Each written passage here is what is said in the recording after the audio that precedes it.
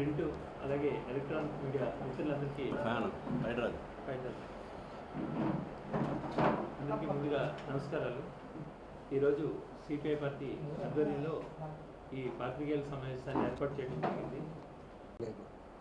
Visakha railway zone ఇవ్వలేదు, వెనకబడిన ఉత్తరాంధ్ర రాయలసీమకు తగు రీతిలో నిధులు ఇవ్వలేదు, చివరికి అమరావతి నిర్మాణానికి కూడా సక్రమంగా నిధులు ఇవ్వలేదు.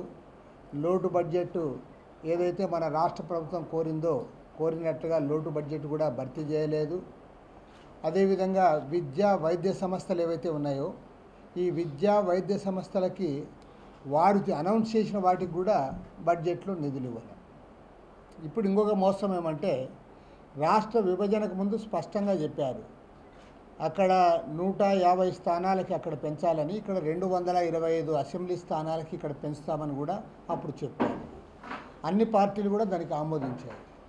కానీ ఇప్పుడేమంటే 3 ఏళ్ళు అయిన తర్వాత సాక్షాత్తు హోంమంత్రి రాజ్నాథ్ సింగ్ గారు ఇది రాజకీయ నిర్ణయం జరగాలి, ఈ అసెంబ్లీ స్థానాలు పెంపుదల చేయాలంటే నరేంద్ర మోడీ గారు అమిత్ షా